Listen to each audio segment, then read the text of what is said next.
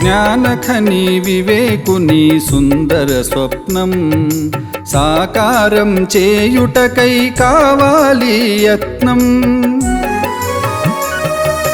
చేయి చేయి కలిపి మన భవిత బాట తెలిపి నడుం కట్టి భుజం తట్టి నడవాలి అందరం.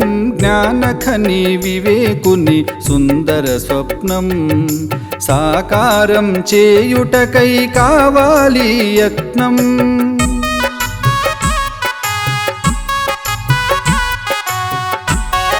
వివేకానంద జయంతి సందర్భంగా అందరికీ శుభాకాంక్షలు. భారతదేశం దగ్గర ఉన్న ఆధ్యాత్మికత పాశ్చాత్య దేశాలకు కావాలి, పాశ్చాత్య దేశాల్లో ఉన్నటువంటి సైన్స్ అండ్ టెక్నాలజీ భారతదేశానికి కావాలి. ఈ రెండు కలిసినప్పుడే ప్రపంచం అభివృద్ధి చెందుతుంది అనే ఉద్దేశంతోనే విశ్వమత మహాసభల్లో వివేకానందుడు ప్రసంగించాడు. కాబట్టి మనం భారతీయ ఆధ్యాత్మికతని అలాగే శాస్త్ర సాంకేతిక పరిజ్ఞానాన్ని రెండింటినీ కలిసి మన విద్యా విధానంలో మన యువతకి మన పిల్లలకి నేర్పినట్టయితే ఒక వ్యక్తిగాను ఒక సమాజంగాను రెండూ కూడా డెవలప్ అవడానికి అవకాశం ఉంటుంది. అది వివేకానంద జీవితం నుంచి మనం నేర్చుకోవాల్సినటువంటి సందేశం.